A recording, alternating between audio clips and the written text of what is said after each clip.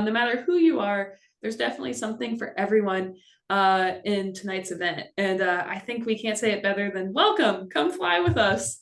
So I am Caroline Nickerson from SciStarter. I'm going to be your MC. We have a star-studded cast for you. They'll be introducing themselves when we get to their sections. So, we got Melanie Smith from Audubon. We have Alex Pearson from HHMI Tangled Bank Studios. We got Allie Smith from the Cornell Lab of Ornithology. We have Lisa Shibley from the International Shorebird Survey. And in the background, we have my colleague Emma from SciStarter, and I think a few other members of the SciStarter team tuning in. Just so you know what to expect tonight, we're going to kick things off with an intro about SciStarter and citizen science generally. Then Alex from HHMI Tangled Bank Studios is going to take the mic and talk us through their hit film Flyways and how it's meant to inspire people to learn more about bird migrations. And then after that, Melanie from Audubon is going to share some resources that might be helpful for you as you think through how to participate in the migration and monitor birds. So the Bird Migration Explorer has been a huge help for me. I bet it will be for you too. So Melanie will go all through that. Then Allie from Cornell, she's going to take the mic and she's going to get into the nitty gritty of how to participate. So she's going to talk about eBird, about Merlin, about all these citizen science efforts where you can get out there and take action and actually observe birds and help inform data that's used for conservation. We all love birds. I think that's why we're here. And whether you're a novice birder or you've been birding for decades, I think there's something for you to learn from Allie. Then after that, we got Lisa from the International Shorebird Survey. She's going to be sharing resources all about how you can participate on the shore. She'll be sharing some of their specific protocols and the unique ways they use eBird. So we're very excited to hear from Lisa. And then after Lisa's done, Melanie's coming back on for a few minutes with some ideas for follow-on activities, because we got those big migrations coming this fall, right? But there's also the Christmas bird count. There's ways that after you collect citizen science data, maybe you can help with conservation. So Melanie's going to share some of that on the Audubon side. And after your brains are all full from all that stuff, Alex and I are coming right on back. And this is more for the event facilitators in the house. So if you're just participating as an individual, maybe you'll decide to become a facilitator after hearing this, but you'll hear a little bit about the different libraries around the country, around the United States, that are planning events this fall, that's supported by HHMI Tangled Bank Studios with some help and support from SciStarter. You'll learn about best practices for these events. If you want to be, if you are part of a library leadership team, or you're just a community organizer or someone who really likes getting your friends and family together to do stuff, we'll talk about some event ideas. If you want to plan something, this fall is a great time to take action. And then if we have any time left, we'll end with some Q&A. Okay. So what is citizen science? I think it's always helpful to start here. So ultimately, citizen science is a collaboration between scientists and those of us who are motivated, curious and concerned, and just want to make a difference. So one way we say it at SciStarter is citizen science is how anybody and everybody turns their curiosity about the world into real scientific impact.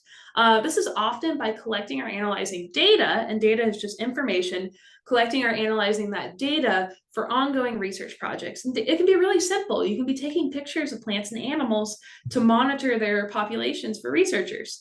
You can be classifying blood vessels for Alzheimer's researchers to help them understand the disease better. The list goes on and on.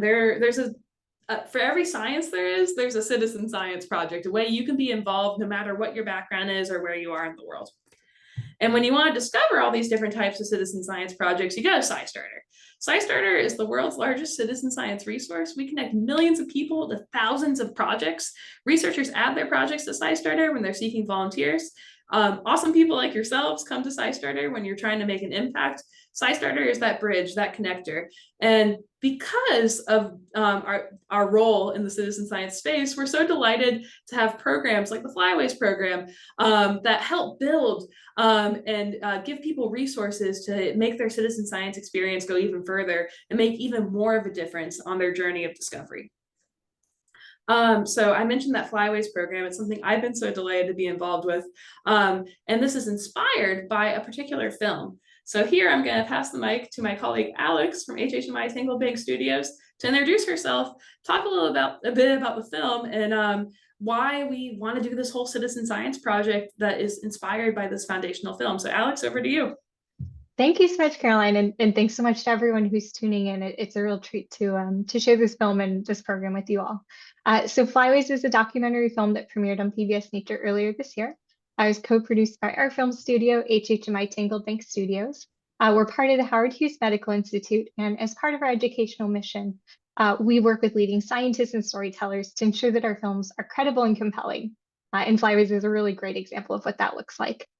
So this film offers viewers an opportunity to travel around the world following 3 different types of shorebirds: the Far Eastern Curlew from Australia up to the Yellow Sea near China, red knots from Mauritania to Siberia, and Hudsonian Godwits from Chile all the way up to the Alaskan Arctic. It's an awe-inspiring look at the science of bird migration and the mysteries of long-distance flight. You also get to meet dedicated scientists who are working with communities around the world to get to know these birds, better research where they are and when, and work together to protect them. So next slide. The film is available for free screenings. In the United States, it is streaming for free on pbs.org and on Canopy for those who are librarians or have a library membership. If you fill out the form on the link there on our program page, you can also request a free screening and we'll send you a downloadable copy. Internationally, it is also available. It's just a different form and a slightly longer version of the film. But in addition to the movie, we'll also provide you with materials you can use to promote your screening. And I'm happy to share that starting in next month, we'll have a Spanish version of the film available too. So we are so excited to partner again with SciStarter to make this film available and to connect you with experts like the incredible lineup of speakers we have today and the great programs and resources that they all provide. Shorebirds and migratory birds are facing a number of challenges that are leading to population declines around the world. And while there's a lot of threats and challenges these birds face along their migration, there's a lot that we can do to help them. So by participating in these citizen science programs, you can help contribute data and knowledge that can really inform the protection of these birds. They're interesting. They also teach us a lot about the health of the environments around us as well. So we're excited to connect you with these opportunities. And hear what you hope to learn as well in your community too. So with that, I'm excited to introduce you to Melanie Smith for National Audubon Society. Phenomenal, yes. And you might have noticed we had that Flyways link. Our goal with this is we wanted to gather everything in one place that you would need to really make the most of your experience, from watching the Flyways film to participating in these projects to finding resources to lead others in events. So yeah, if you can only take away one link tonight, SciStarter.org/flyways is that link.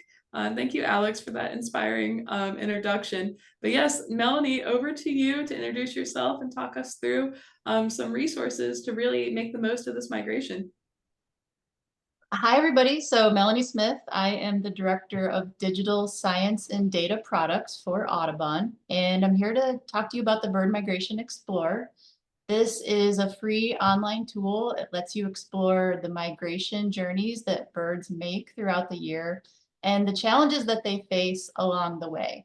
So you can find this online at birdmigrationexplorer.org, and it's also fully published in Spanish as well at exploraves.org. You can go to the next slide. We built this tool because protecting migratory birds requires us to work together across the hemisphere. So taking, for example, this map showing the migration pathways of lesser yellowlegs, you can see how much connectivity there is across so many different people and places throughout the whole hemisphere based on just the tracks of a single species. And migratory birds, they're spending the majority of their year outside the boundaries of the United States. So to do conservation well, we really need to be considering their full annual cycle, the challenges they face throughout all these places, and trying to get a better understanding of the reasons for any kind of population declines. So we can go to the next slide. So to learn about this, we rely on technology. Advances in migration science and technology help us develop a more complete picture of where birds go. And here are a few examples of the ways that we do that. One way is banding. This is the oldest form of tracking birds. You take a little metal band, put it around the leg of a bird, and after 100 years of collecting these data, we have several million returns of where these banded birds have been re-encountered. We also use satellite telemetry. This is something you're all familiar with. It's putting a GPS on the back of a bird. This gives us really detailed information, but not every bird can carry a GPS because of their size, and also GPSs are expensive. So it's not really feasible to put them on every bird we want to study. So kind of a compromise technology is this light level geolocator. It's really tiny, it's really lightweight, and it does track the bird along their pathway. But some of the downsides are that you have to recapture that bird and to get the device back and download the data. So that's very hard to do. And they give you just this really rough sketch of where the bird went. So it's kind of a compromise between a band and a GPS, kind of falls somewhere in the middle. And there are a lot of other ways that we're able to track these birds. So we can go to the next slide. We're bringing all this information together in the Migratory Bird Initiative. This is housed at Audubon, and we consolidate millions of data points from hundreds of scientists to be able to look at where and when to protect migratory birds. And you can head to the next slide. And then we bring all of that information together into this tool called the Bird Migration Explorer. So, you know, we need this information to inform our own conservation work at Audubon. We've also now made it available publicly, so you all can also access it and use it as well. So with that, I'm going to share my screen and give you just a really brief demo of the Bird Migration Explorer, which this is the home page here. And with this tool, there are three main things you can do. Those are the big orange buttons. So you can look up a bird species, a location, or a conservation challenge. So let's begin with the bird species. This has 456 species available. These are the regularly occurring migratory birds of the US and Canada. And then there are all these buttons at the top to help you find what you're looking for. And one of the things I like the most is this location search. So I live in Anchorage, Alaska. And right away, this has filtered down from 456 species to 150 species of migratory birds that I could see in Anchorage. I can also filter that even further to what might I see right now in the month of August, and we're down to 103. And then let's say that I just want to learn about shorebirds right now. So now, very quickly, we've identified 17 species of shorebirds that I can see in Anchorage, Alaska in the month of August.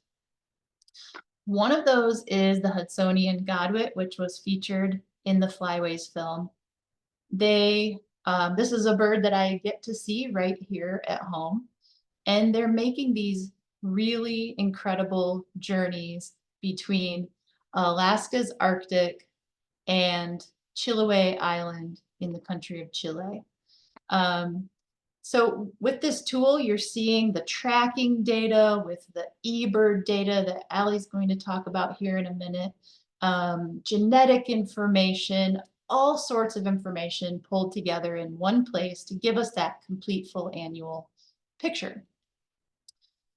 A second thing that you can do is look up information by a location.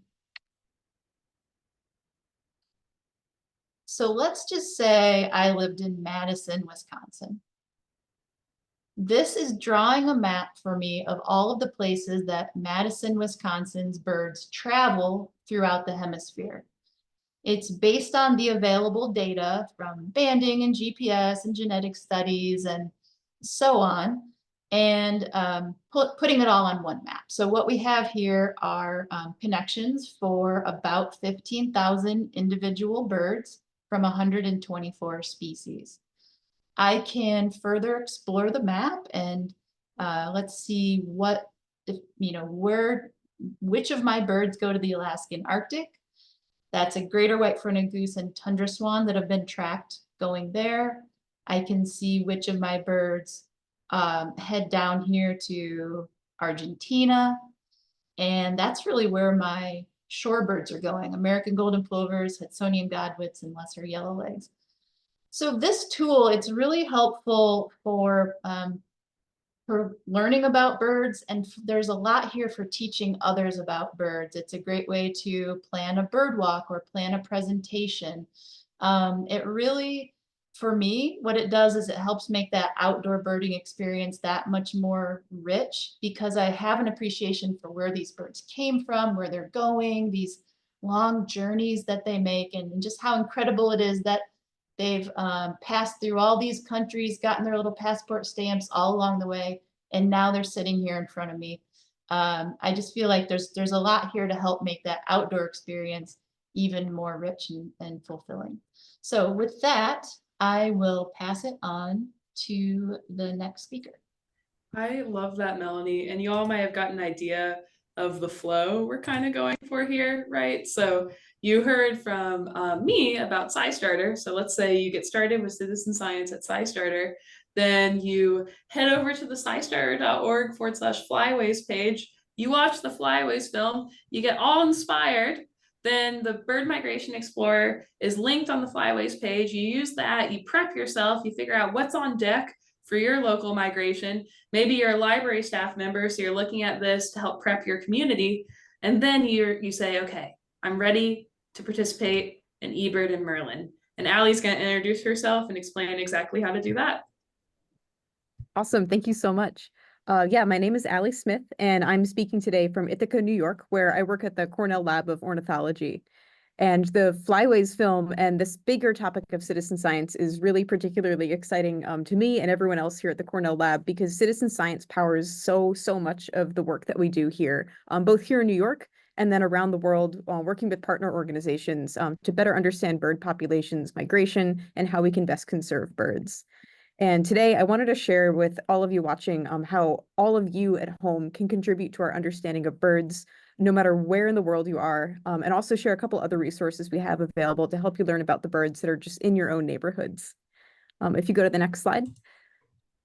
A lot of our work here is powered by eBird, which is one of the largest citizen science projects in the entire world, and it is the largest one focused specifically on birds. And to participate, it's very fun. All you need to do is find birds and tell us what you found, essentially. We have a website and an app that you can use to participate in this project. So when you go out to look for birds, there are a couple very important pieces of information that we're looking for that make your observations really valuable for science. The first of all, of course, it's important to identify the birds your best ability, as best you can, choose species and note how many of each species that you find during your one birding outing that you're on. We also need to know where you found the birds, specifically, like on a map, exactly where you found them, and then how far you traveled or you were birding. So were you at a park and you went on a nice walk around a pond? Or maybe you were on the beach and walked a mile up the beach. Or maybe you were driving and you were at a wildlife refuge and you were birding from your car. Or maybe you were just sitting inside watching the feeders out your living room window. All of that information is important too. We also want to know how long you spent looking for birds, whether that's, you just sitting on your couch watching birds at your window, or how long it took you to walk and count all the birds along that nice walk you went on the beach. And then this last question that's kind of interesting of, did you count every bird that you saw? Is this a complete list of all the birds that you've encountered, or did you intentionally leave any off the list? Like maybe you were at the beach and you were so excited about the shorebirds, you counted them and you ignored all the gulls that were there. But that question is very important for us to be able to understand exactly what you saw so that we can use this data most effectively for science. And together, the answers to all these questions make what we consider a complete eBird checklist. And so far, as of today, over 1 million people around the world have shared their bird observations with us in this format. for a total of almost 2 billion observations that represent over 10,000 species of birds from just about every country and every corner of the world. And all of these 2 billion bird observations are totally freely available to anyone to use for science, to scientists around the world, to partner organizations. If you really want to, any of you watching, can go online and download all this data to your own computer. It's a very big download. I would think carefully before doing it. But if you want to use it for a personal project or for science, we highly, highly encourage you to do that. We want to advance our understanding of birds as best we can, and we can do that with more and more people studying them. And really, with this much data, with 2 billion observations, we can really start to do some amazing things. If you go to the next slide. These observations really do help us understand bird migration and population trends on not just the scale of New York State, but on a countrywide scale, like on the map here, and then on a global scale. So I've got a couple examples here that I wanted to share, just that are showing how we're using this data. This map here on the screen is from our Birdcast project, where we use weather radar data and eBird data to predict where in the United States birds will be migrating through each night. Most birds migrate at night. They don't do it during the day. Some birds do, like raptors, really take advantage of strong thermals and migrate during the day, and you can watch them migrating south at this time of year. But most songbirds migrate at night, and they migrate in such big numbers that they can be picked up on weather radar stations. And it almost looks like rain is sort of showing up around these weather radar stations as birds take off at the beginning of the night and start their journey southward. And combining that type of weather radar data with actual weather predictions, like where are storms going, which directions are winds going in, what's the temperature, combining all that with eBird data, where we know generally what species exist where in the country at different times of the year, we can produce these really fun maps that predict the intensity of bird migration in every part of the United States for every day of migration, really, in the spring and in the fall. So produce these maps for 3 days at a time. And the map on the screen is showing us tonight's prediction. So if any of you live in the United States and are watching specifically from the Midwest, you can see that the area around like Minnesota, Wisconsin, Illinois, Missouri, Iowa, it's really lit up in this bright, bright orange, which is telling me that there's pretty intense migration happening in those areas tonight. There will be a lot of birds getting up and flying south, specifically in that part of the country. But here in New York, where I live, is very dark purple, and that's telling me that the weather isn't quite right for the birds, not great winds, maybe the temperature's not right. So there won't be many birds flying over my house tonight. And other than this just being really cool and exciting and kind of fun to look at, these maps are really exciting specifically because we can use these maps to help protect migrating birds. A major, major threat to birds migrating at night is light pollution, which attracts birds. Cities are bright, and a lot of these birds are migrating partially using the stars that are above them as as landmarks to navigate the way south. And they're distracted by bright lights from cities, from homes, from buildings, and they end up getting disoriented, flying closer to the ground, and a lot of them end up hitting windows and dying. And that's devastating, but it's also exciting because that's a really preventable problem. So if any of you, for example, are in the Midwest tonight, one thing that you can do personally to help birds actively right now is to just go outside and turn off the lights that you have on outside, if you're able to. Just turning lights off reduces that light pollution and reduces the risk of birds colliding with windows in your area. If you go to the next slide. Another way that we use eBird data to study birds is by using it to look at population trends over time.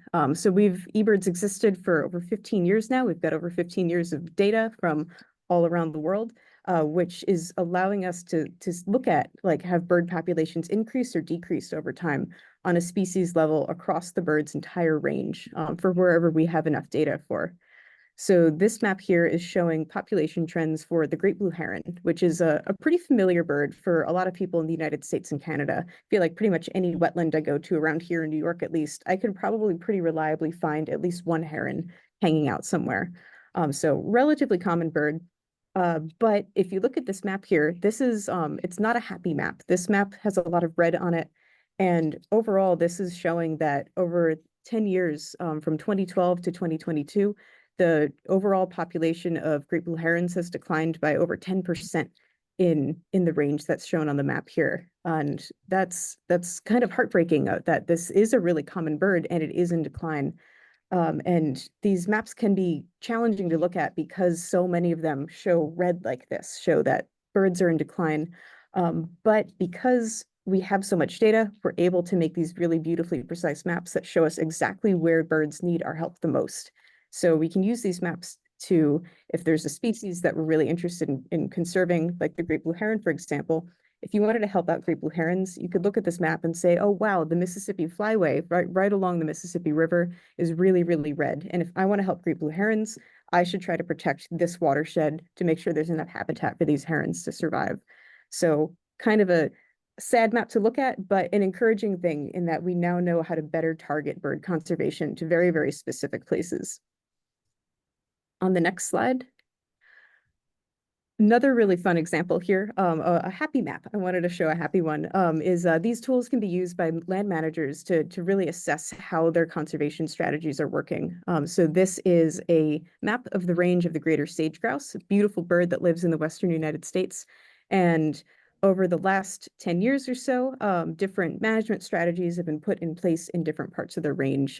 So this is showing us here that the greater sage grouse is increasing quite a bit in the state of Montana, which is amazing. They're over the last 10 years, their population, their abundance has increased by about 14%, which is incredible. But in Wyoming, their abundance has decreased by about 23%. So this is really useful for managers who are trying to protect the species to know that whatever is going on in Montana is working really, really well.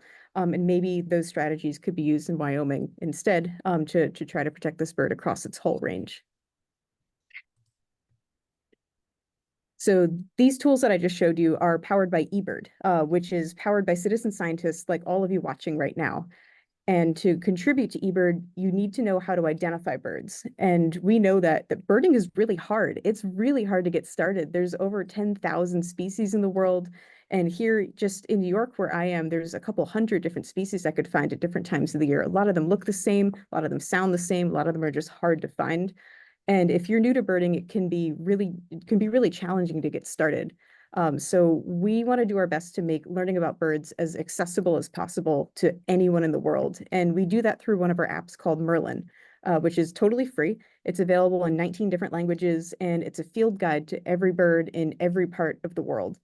And the most magical part of Merlin, if you play the video here, is Sound ID, which is on the screen here, where you can use Merlin to listen to the world around you and identify what birds you're hearing.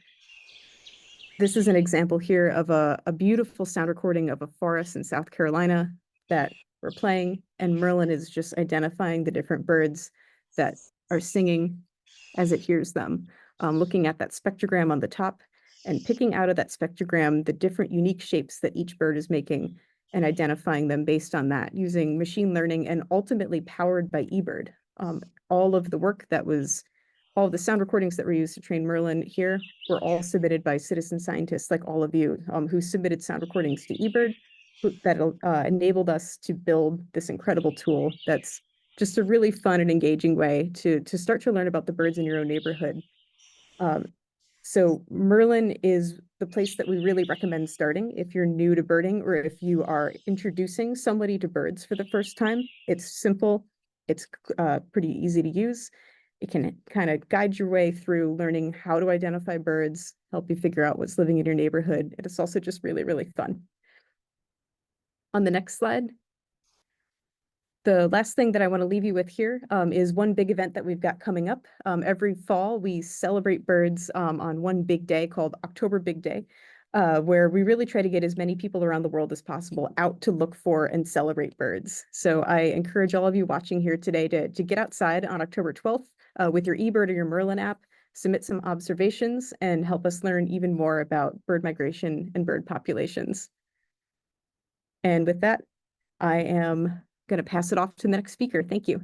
Yay, thank you so much, Allie. Oh my gosh, I am fired up.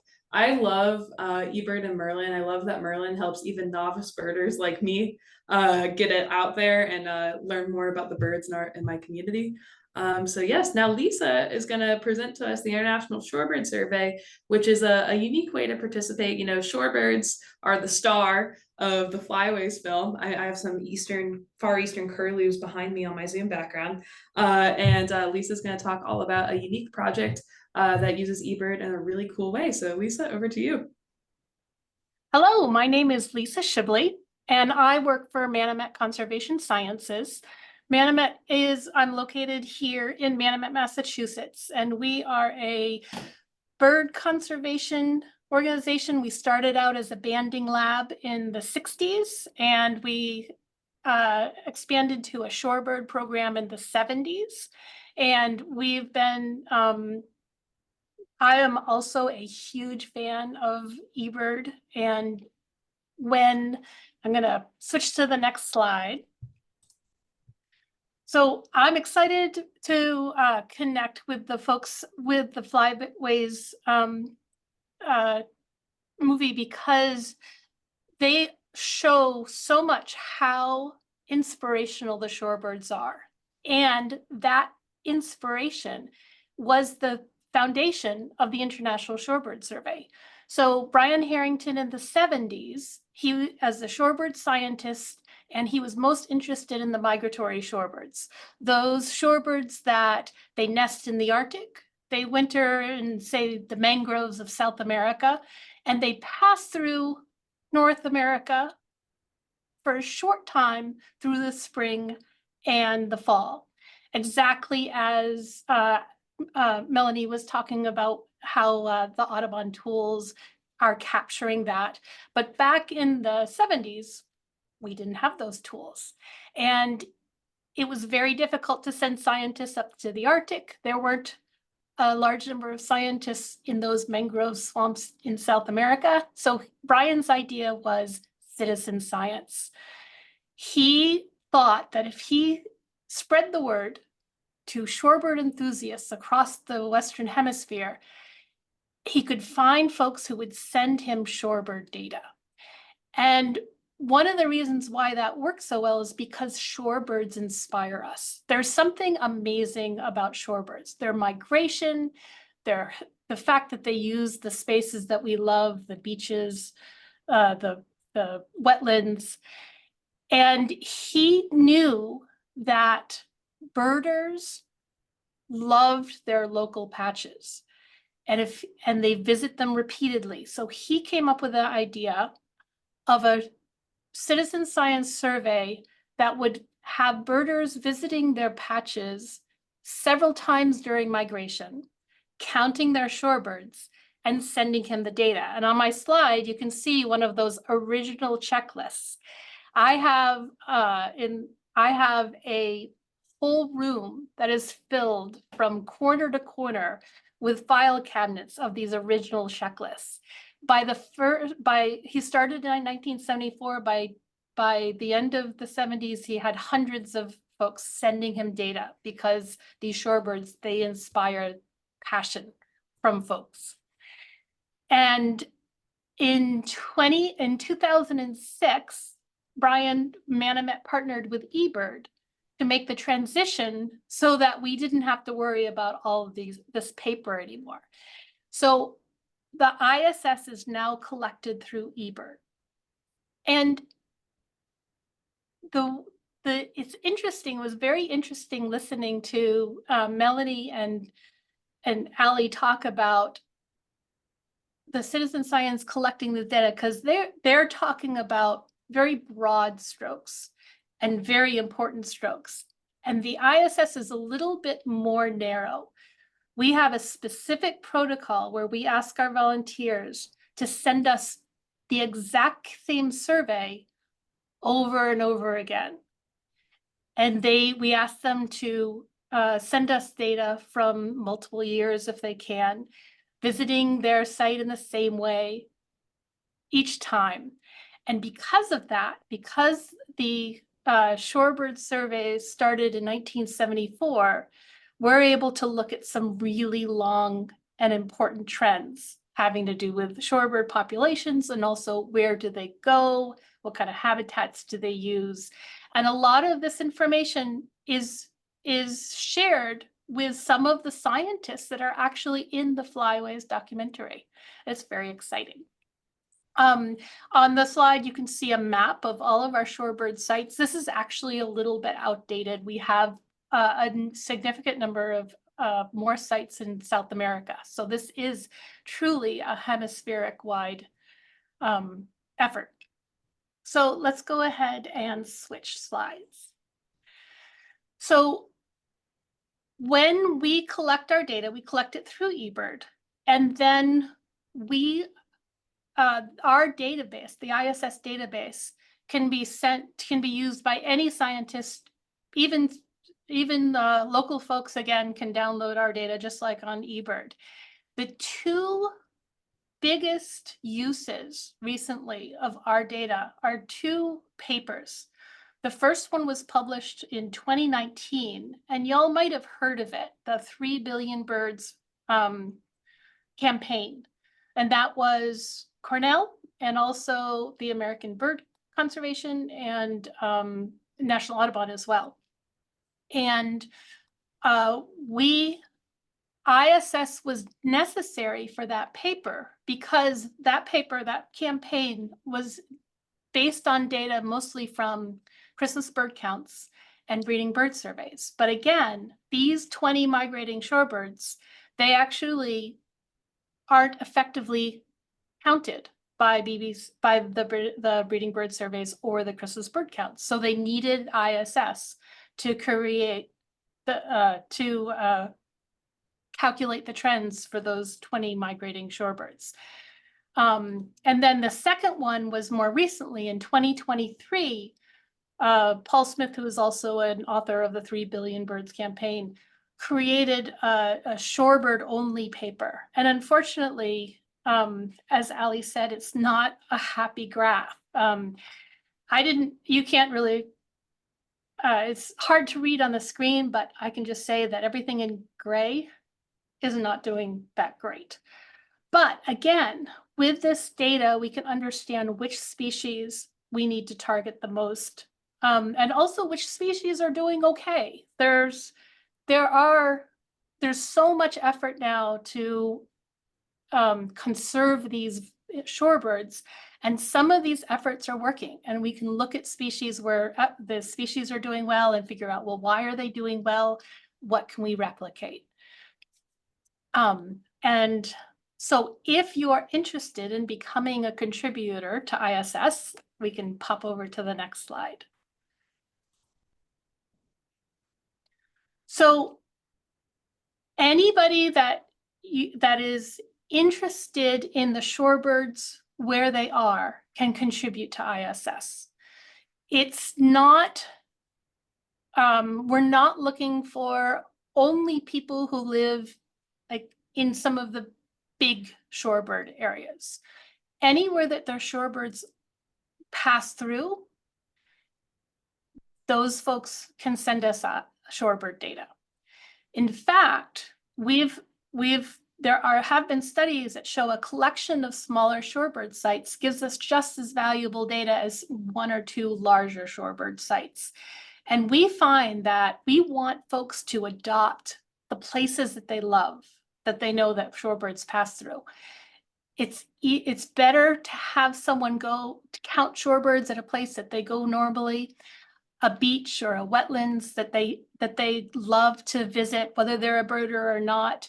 And we have tools. You can find them through the SciStarter Flyways page that talk about how to count shorebirds, how to identify shorebirds.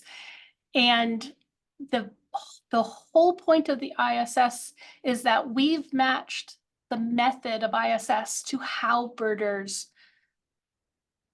count the birds, look for the birds anyway. So if you're familiar with eBird, you've already learned how to do ISS. That's the whole idea behind ISS, is that we want it to be easy because we want you to be doing it for years. We have contributors who have sent us data for 30 years, just because it's how they love their sites and how they love shorebirds, and they send us their data. Let's hop to the next slide. And one of the most importance of ISS is that we feel that by becoming an ISS contributor, we're putting people on the path to become shorebird ambassadors. When we send out our newsletters, we always highlight our volunteers. We always make sure we make the connection between what data our contributors are sending us and what we're doing with that data. And it's not just the large papers that are published in science and ornithological applications, but it's smaller management plans at your local national wildlife refuge. We have national shorebird conservation plans up and down the hemisphere that use ISS data. And because we have 50 years of data and hundreds of volunteers who visit their site, 30 times a year, this is a really rich database. And you're contributing to eBird. So those maps that Ali showed you, we're contributing to that too. And you don't have to visit a site 30 times. All we need is 3 times during a migration season. That's really as much as we need to make the data match what our models need. So was very excited to share about ISS. I know that everybody's heard of eBird or most folks have heard of Cornell and National Audubon. Manomet's flies a little bit under the radar, but we love our citizen scientists, and I always love sharing about the effort that they're taking for the shorebirds that we all love. And I'll pass it on.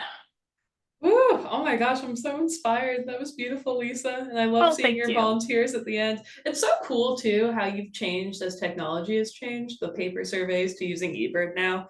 Just a really great story. eBird has been such a great partner to us, so I'm always grateful, and I'm always singing their praises. I love it.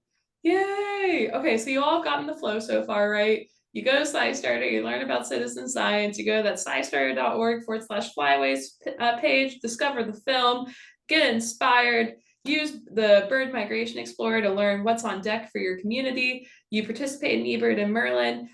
You can participate in the International Shorebird Survey to really help celebrate the shorebird stars that that are in the Flyways film. And then Melanie's gonna come back now and talk a little bit about some other follow-on activities after you've participated in the citizen science you've heard about. So Melanie, over to you.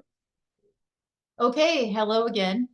So just a few minutes here, I wanted to show you that third piece of the Bird Migration Explorer that I mentioned earlier, but didn't talk about yet, and that's what we call conservation challenges. This is essentially potential threats to birds. We call those conservation challenges. And in the Bird Migration Explorer, there are 19 different maps across the hemisphere that show you where things like suburban development and agriculture are happening. So we can go to the next slide. We made these maps because visualizing the scale of the problem helps us understand the scale of the solution. Ali already mentioned that light pollution is a threat to birds. And here is a map of where light pollution is across the hemisphere. These are data of the nighttime lights from NASA. And what you see are areas of really high intensity of lights and low intensity of lights, but you also see that there really isn't much of the hemisphere left that has a completely dark sky anymore. So this is disorienting for those nighttime migrants. We can go to the next slide. Part of what we did with the Bird Migration Explorer then is synthesize data sets. This reveals new insights about where and when birds face different challenges. So here we have blackpoll warbler exposure to light pollution during a week in May. So we've taken the eBird models that are based on all of those citizen science observations, and we've taken the light pollution data and overlaid them to figure out where blackpoll warblers are exposed to this potential threat. And then you can start to see how these exposures change throughout the annual cycle. So we can figure out where and when these challenges are happening during migration. So we can go to the next slide. Okay, so with that, there are some things that you can do to be involved in this work. You can use the Bird Migration Explorer, become familiar with it, and share it with others, especially if you're in the position of engaging people around citizen science and around birds. I hope that this is a tool that will help you with those engagement opportunities. And then with the conservation challenges part of the Bird Migration Explorer, you can advocate for a local issue on behalf of birds. One of the reasons we put these maps out there, we use them for our own research and conservation planning. We also put them out there so people like yourselves can have access to, this wealth of information to learn about issues in your local area for your local birds and be able to help other people understand it as well. So there's a share button on every map that will take someone to the same map you were looking at. You can send that to a local legislator, a local decision maker, a land manager with a comment letter, or come to their office and show it to them. These open up new insights, new questions, new conversations. Also, entering your bird sightings into eBird, I think all of us have hit on that one, and that really is a direct way to make a contribution as a citizen scientist, as well as joining the Christmas bird count. The Christmas bird count is a program that at Audubon we've had now for 125 years. This is the 125th year of CBC. They happen all over the country and in Canada and even in Latin America. So if you want to get involved, you can just Google search Christmas bird count and you will find your way to the resources about that and how to get involved.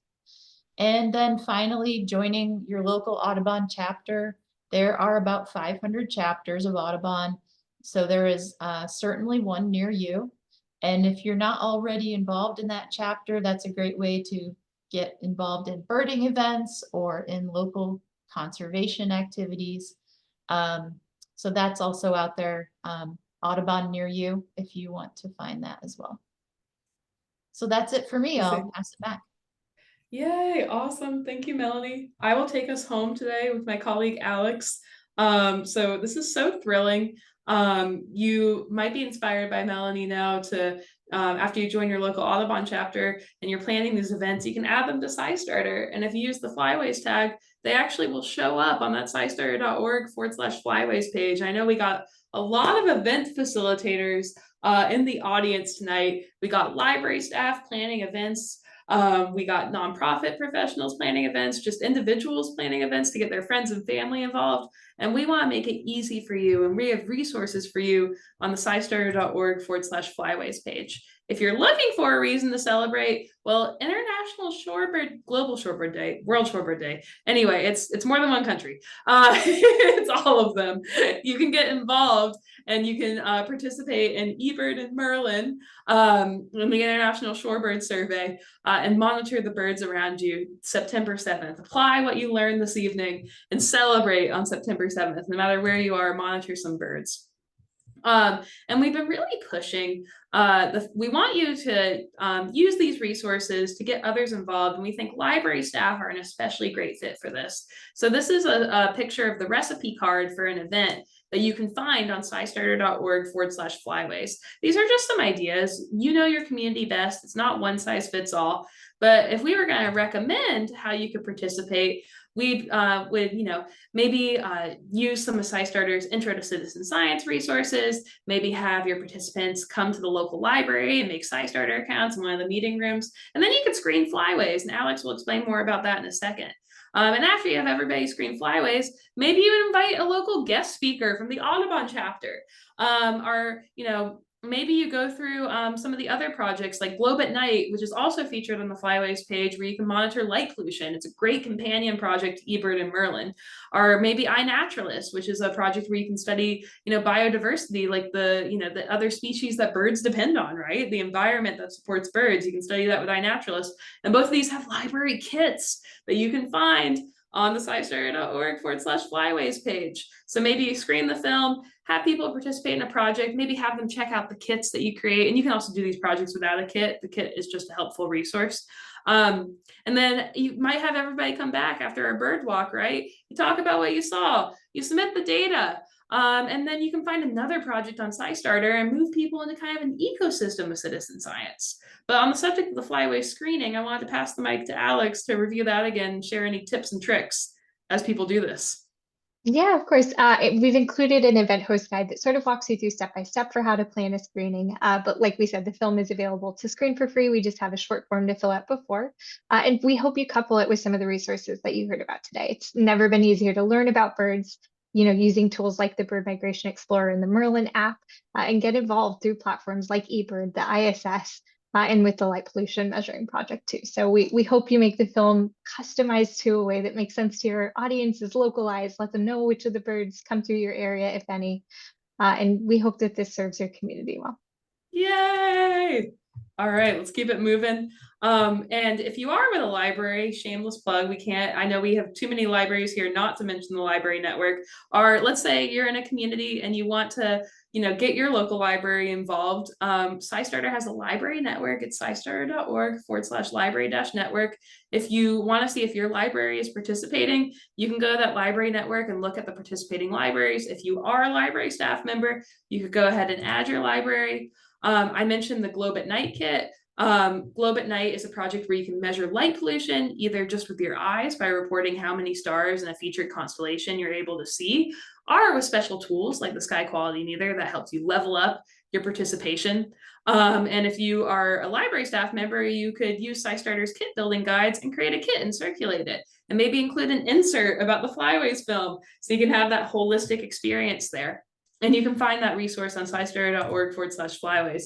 Same with iNaturalist. If you want to have people monitor with their smartphone, or the online upload as well via the website, the plants and animals that birds depend on, the environment that supports them, you could do it just with that app or that website, or you can also have a kit that helps level up the participation, which is so great. And there are many resources out there for libraries from SciStarter's library network. So there are slide decks and facilitator guides beyond just what we do at Flyways. We hope that Flyways is a great way for you to jumpstart things, use the inspirational film that HHMI Tangled Bank Studios created, and then you could do other kits and other events and some social media toolkits. And maybe you could join the Library Network Facebook group and share some resources. One last plug too, whether you're a library staff member or volunteer who wants to get involved with your library, there's a SciStarter Ambassador program where you can get there are some time sensitive deadlines, so I would go ahead and go to the SciStarter Ambassador page to look these things up. But you can get skill enhancement via some training. Anyone anywhere in the world can take their trainings. And then also, if you're in the States, you could apply to receive the welcome kit and end up on the SciStarter Ambassador directory. Basically, the SciStarter Ambassador program, in a nutshell, wants to help provide resources to get people in their local library and help others participate in citizen science projects. So it's for library volunteers who want to be an asset for their library and help the library staff engage others in citizen science. And we mentioned, the SciStarter Ambassador training walks you through how to meet with your library director to jumpstart things, how to arrange for local subject matter experts to come speak, like Audubon staff. Maybe you could help local Girl Scouts complete citizen science activities like the Think Like a Citizen Scientist journey SciStarter created. Maybe you could host a pollinator party. Pollinators are big for citizen science. And of course, you could do the Flyways activities as a SciStarter ambassador too.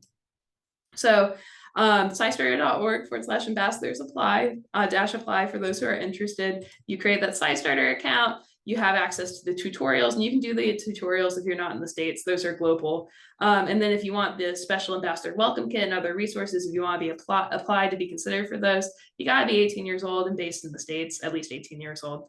But that's just if you want additional support, if you're an ambassador who wants to help your local library by engaging them in Flyways activities this fall or something else, the SciStarter ambassador thing is a great resource. So we have a few minutes now for Q&A. I know this is so exciting. Someone said, I tried to join my local Audubon chapter and was directed to join/contribute to National Audubon. Melanie, do you want to take that one? Yeah, and I answered that one in the Q&A as well. The answer is, I think so.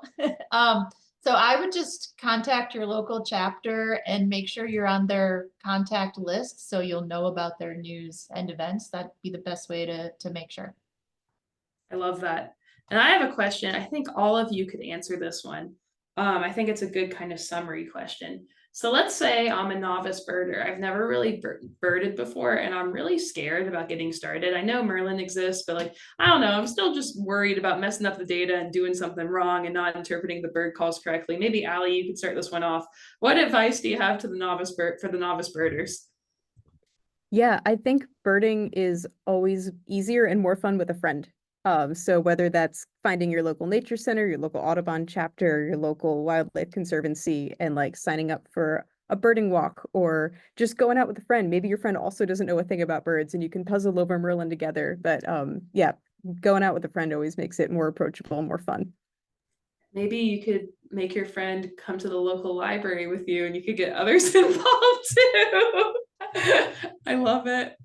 Melanie, what about you? Do you have any advice for the novice birders? Yeah, so I'll add to that, which is multiple field guides. This is not just for novice birders, but for advanced birders. It can be hard to figure out what a bird is sometimes, and it really helps to have different references, some that are paintings and some that are photos and some that are going to do sound ID. Cornell has amazing resources. Also, the Audubon Bird Guide is all newly designed just in the last couple of months, and you can download that for free. It's a really good app that's designed for new birders to easily find their way toward bird ID.